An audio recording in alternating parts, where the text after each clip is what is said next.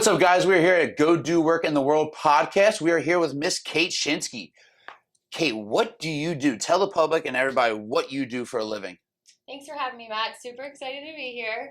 Like Matt mentioned, I'm Kate with Nicole Events. I have my own event planning company, primarily focused on weddings right now, but I do events outside of weddings as well. So all of your event needs, I'm your girl. So how long have you been doing this for? For a little over 3 years now. 3 years. That's unbelievable. What made you get started in this or start your own business and be an entrepreneur?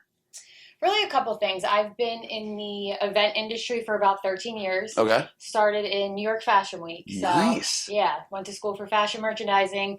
Thought I'd be working in high-end fashion, designing my own clothing line. Knew I wanted to have my own something, but then realized I was not an artist very quickly. So Okay.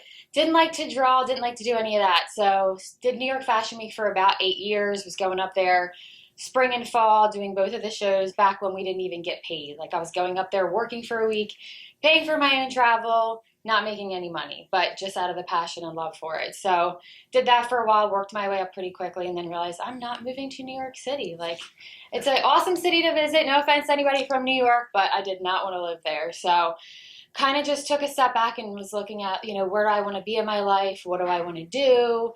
Have a full-time job in events too, actually corporate events. So still love that, but wanted my own thing, getting up every day, burning myself out, working nonstop for somebody else's goals and dreams, and there's a cap to that in the corporate world. And, for sure. You can only go so far when it's somebody else's company that you're working for. And then when COVID hit, I was like, all right, it's time to kind of like reset, figure out like where I really want to be, what do I want to do? And I was like, I'm going to launch my own company. And and here we are. Yeah, sky's the limit that way. It is. I got big dreams and expensive tastes. So There you go. There's nothing wrong with that.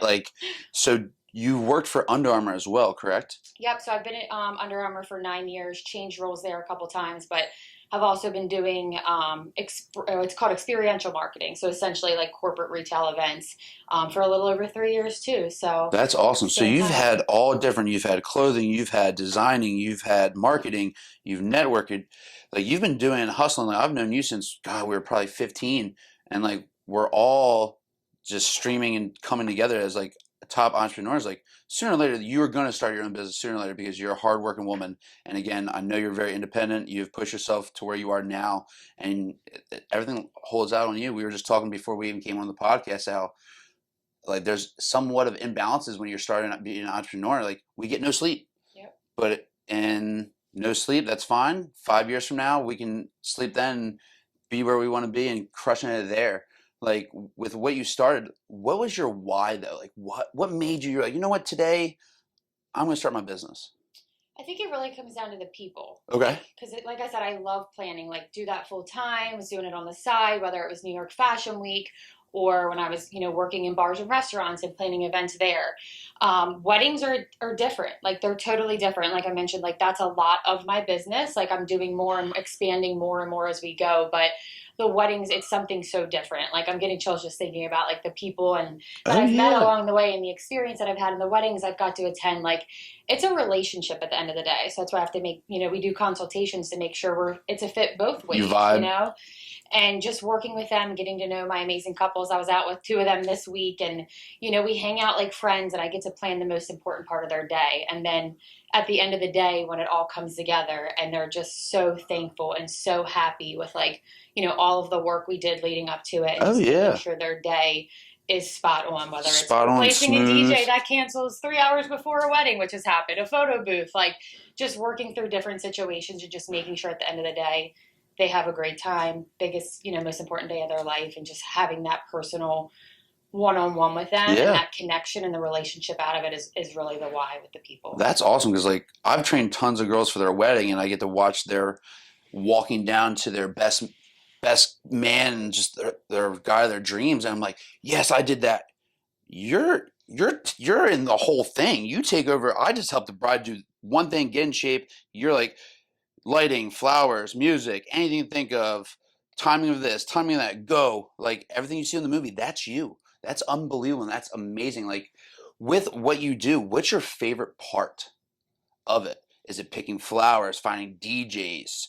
Like I think it's also getting to work with the people and friends that I have that are also their own entrepreneurs. Whether it's sending a client your way that's looking to get in shape for her wedding, whether it's my friend that has a DJ company and sending people his way, like getting to build that network of friends and creating those experiences for all of us together. Like, and my clients trust me. They trust me to pick the right people for Oh them, or at yeah. least recommend, and then they get to make the decision. So it's pretty cool to be not only growing my business, but to be able to do that with That's friends too. awesome time.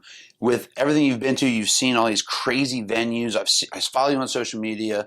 What's your favorite venue you've ever done or been to? I think right now it would have to be a Sagamore Pendry. Okay, Yep, and Under Armour is part owner of that too. So that's it could be a awesome. little love there too, but it's an amazing venue. They have a lot to offer. The Okay. ballroom is breathtaking when you walk in. So I have a bride getting married there next month, and we're doing her final walkthrough tomorrow. So pretty Wow, exciting stuff. that is awesome. With your favorite venue, what's your oddest venue or like oddest experience or oddest people asking you to do something for them? There's definitely a mix. I'd say, with weddings, people have all different tastes, whether it's a ballroom or a barn or a backyard wedding. I'll do it all. I'll help them create the day of their dreams based on their wants and needs and their likes. I can't say I've had a super odd one. There's some backyard ones which take a little bit more work, but I wouldn't say that's odd. But an odd experience comes to mind, and my love for dogs. Obviously we have that in common. Makes me think of, one of my brides had her dog come to the wedding, and she was surprising the groom with it. Well, she hired an agency to pick up the dog from the groomer to bring him to the wedding. Okay. So I get a call from her sister, like in panic mode. And that's a normal day. Somebody's always Something's panicking. Like happening. there's always something. And it's just a matter of keeping everybody calm and working through it. That's, what I do and what my team does, which, now I have a couple girls working for me, which is pretty awesome too. But so I get a call that the dog's on the way, but she thinks it's the wrong dog. And we're talking a big German Shepherd here. Oh my So gosh. not some little Chihuahua. And I'm like, oh my God, here comes this dog. Is it going to bite my arm off? Is it That we don't know this was it the dog. dog? It was the wrong dog. So then I'm on the phone with Wow. the owner of the location the dog was staying at, the boarding facility, trying to correct this. The girl's on her way that they hired to bring the dog.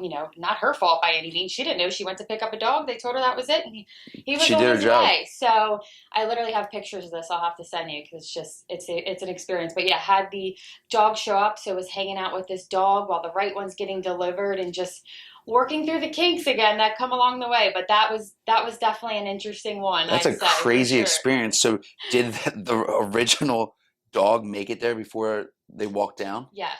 So we were still able to surprise the groom. They did their before photos, their first look with the dog. He was beyond excited to see his dog there, and he wasn't expecting it. So Oh, that mission is accomplished. awesome. So like, with that, what for our viewers out there, what is your social media, your tags and your handles? My social media is Kate Nicole, and that's KateNicole _events. And we'll throw that into all the bios and everything. Again, I just want to thank Kate for coming on to Go Do Work in the World. Again, with Go Do Work in the World, this is your girl to plan anything. Okay, so reach out to her. Thank you guys so much for tuning in. We'll see you next week.